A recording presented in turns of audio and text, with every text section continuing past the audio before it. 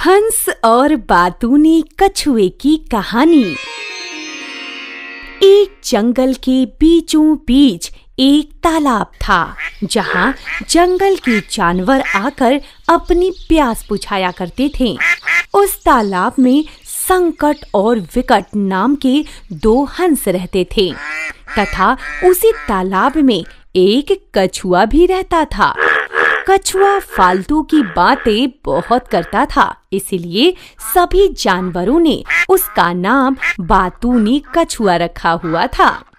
कछुए का बहुत दिनों तक साथ रहने के कारण दोनों हंसों से बड़ी अच्छी दोस्ती हो गई थी। दोनों हंस भी हमेशा उसका भला चाहते थे। हंस उस कछुए को हमेशा दूर देशों, वनों और पहाड़ों की कहानियां सुनाया करते थे, क्योंकि ये लंबी लंबी यात्राएं किया करते थे। जब सारे जीव इकट्ठा होते थे तो वे घंटों बातें किया करते थे। कैसे हो बातूनी कछुआ भाई, हाल चाल ठीक है ना? अरे हाँ मेढक भैया, बहुत अच्छे हैं और जिंदगी मजे में कट रही है। लेकिन अपनी बताओ, तुम कैसे हो? मेरी भी ठीक है। जब तक हमारे सरोवर में भरपूर पानी है, हाल चाल तो ठीक ही रहेगा ना। अरे मित्र, संकट और विकट, तुम दोनों के तो बहुत ही सुंदर सुंदर पंख हैं। अपने पंखों की सहायता से दोनों खूब ऊंची ऊंची उड़ान भरते हो। हाँ मित्र कछुआ, क्यों नहीं? पंख होने का कुछ तो फायदा है। अच्छा मित्र, ये तो बताओ कि आसमान में उड़ने पर धरती कैसी दिखती है? मित्र बातूनी कछुआ, आसमान से देखने पर धरती बहुत ही सुंदर दिखती है। अरे मित्र, काश मैं भी तुम लोगों की तरह उड़ता तो पूरे संसार को ऊपर से देख पाता। अरे बातूनी कछुआ, तू तो दिन में भी बहुत सपने देखता है। क्या सपने देखना बुरी बात है? नहीं भाई बातूनी कछुआ, सपने देखने में कोई बुराई नहीं है। लेकिन मित्र, सपना कैसे पूरा हो, इस पर भी तो विचार करना चाहिए।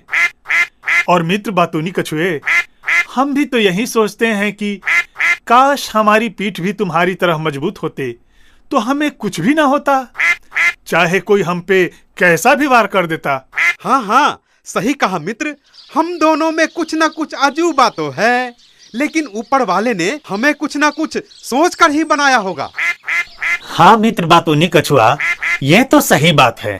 हमें जो शरीर मिला है उसी में संतुष्ट रहना चाहिए। हाँ हाँ, सही कहा। हमें जो रूप मिला है दोस्त, वही अच्छा है। एकदम सही कहा मेढक भाई ने। हाँ, एकदम सही बात है। एक बार की बात है, गर्मी के मौसम में तालाब का पानी धीरे धीरे सूखने लगा। जंगल के अन्य जानवर भी पानी की तलाश में दूसरी जगह जाने लगे।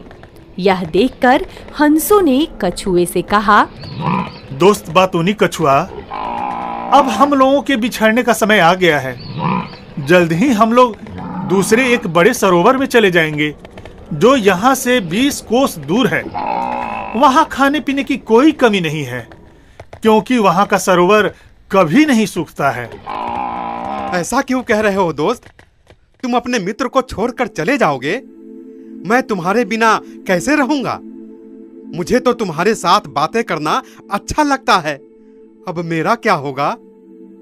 अब क्या कर सकते हैं मित्र कछुआ, इस तालाब का पानी तो लगातार कम हो रहा है और हो सकता है कि यह बहुत जल्दी सूख भी जाए। और जब ये तालाब सूख जाएगा तो भोजन कैसे मिलेगा? इस पर कछुए ने कहा, मित्र, मुझे तो अब यहाँ डर लगने लगा है, लेकिन मैं यह तालाब छोड़कर कैसे जा सकता हूँ? यहाँ आसपास कोई अन्य सरोवर भी तो नहीं है और मैं तो उड़ना भी नहीं जानता। कुछ ऐसा उपाय सोचो दोस्त, जिससे मैं भी दूसरे बड़े सरोवर में पहुँच जाऊं। अरे सोचो ना, अरे सोचो सोचो सोचो। अरे बस बस बस, हमें सोचने दो। देखो, हम तुम्हारी मदद करना चाहते हैं, लेकिन तुम ही बताओ कैसे करें, क्योंकि दूसरे सरोवर में पहुंचने पर तुम बच तो जाओगे, किंतु यहाँ से वहाँ काफी दूर तक भूमि पर चलना पड़ेगा। उस समय कैसे बचोगे? तब तक तो तुम वैसे ही मारे जाओगे। अरे मित्र, मुझे एक उपाय सूझ रहा है जिससे मैं भी तुम्हारे साथ चल सकता हूँ। कौन सा उपाय? बताओ तो जरा, हम भी सुने। देखो, ध्यान से सुनो। तुम दोनों एक मजबूत सी लकड़ी के दोनों छोरों को अपनी अपनी चोंच में कसकर पकड़ लेना, और मैं उस लकड़ी के बीच में अपने मुंह से पकड़कर लटक जाऊंगा। फिर तुम दोनों की सहायता से आनंद पूर्वक यहाँ से निकल ही जाऊंगा, समझे? दोनों हंस अपने दोस्त का भला चाहते थे। उन्होंने अपने दोस्त की मदद करने के लिए खूब सोचा और कहा, उपाय तो ठीक है बातूनी दोस्त, किंतु समझदार उपाय सोचने से पहले विनाश से बचने का मार्ग भी भली भांति सोचते हैं। हाँ हाँ, उपाय सोचते समय उसके दुष्परिणामों पर भी विचार कर लेना अच्छा होता है। दोस्त, तुम तो बहुत बातूनी हो और हर बात का जवाब देना चाहते हो। जिस समय हम तुम्हें आकाश मार्ग से ले चलेंगे तो नीचे से लोग तुम्हें अवश्य देखेंगे और आश्चर्य करेंगे। कुछ लोग तो खिल्ली भी उड़ाएंगे। ऐसे समय में भी यदि तुम शांत भाव से उनकी बातें सुनते रहे तो ठीक है, परंतु अगर तुमने उनमें से किसी की बात का भी उत्तर देने का प्रयास किया तो यह तुम्हारे लिए बहुत घातक होगा। इसलिए बेहतर है कि तुम यहीं रहो। यह सुनकर कछुआ बोला, क्या तुम दोनों ने मुझे इतना मूर्ख समझ लिया है कि मैं उन लोगों की बातों में आकर यूं ही अपने प्राण गंवा दूंगा? कोई कुछ भी क्यों ना कहता रहे, मैं तो जुबान खोलने वाला नहीं, और जब मैं अपनी जुबान ही नहीं खोलूंगा तो गिरने का तो कोई प्रश्न ही पैदा नहीं होता।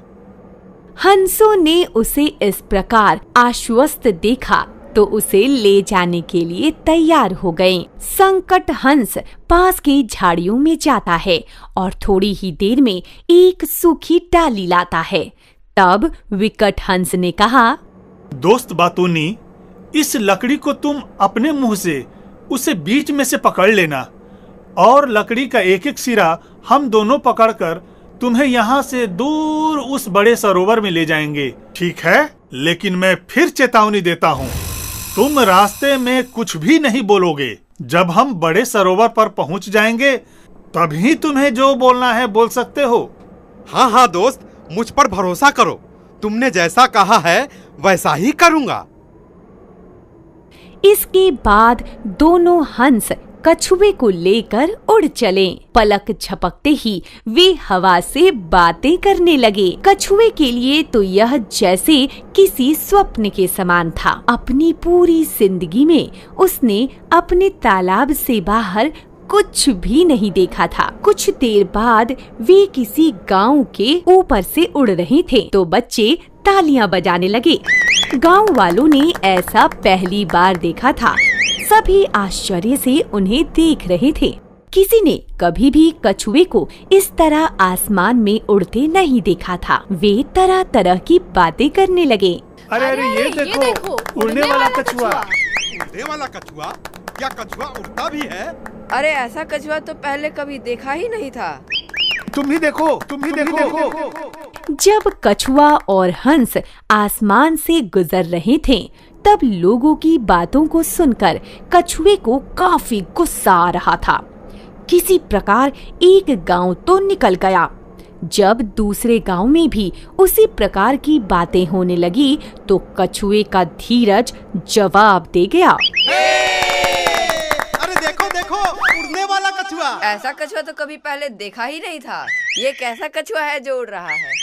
गांव वालों के ताने सुन सुनकर उसे क्रोध आने लगा था।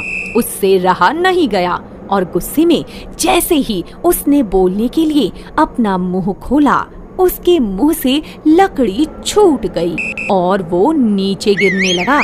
अरे नीचे क्या हो रहा है?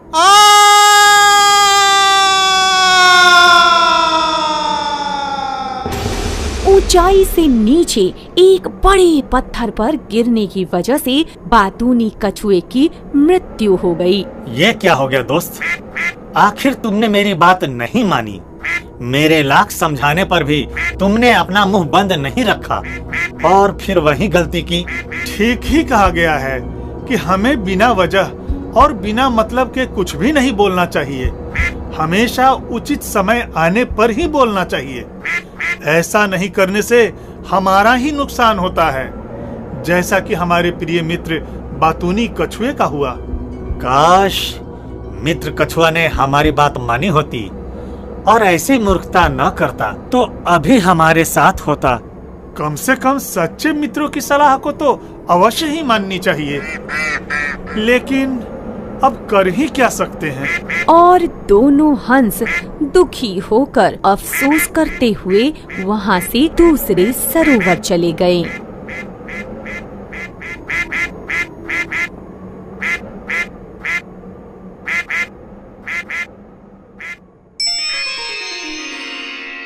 हेलो दोस्तों, आपको हमारी वीडियो कैसी लगी हमें कमेंट करके जरूर बताइए।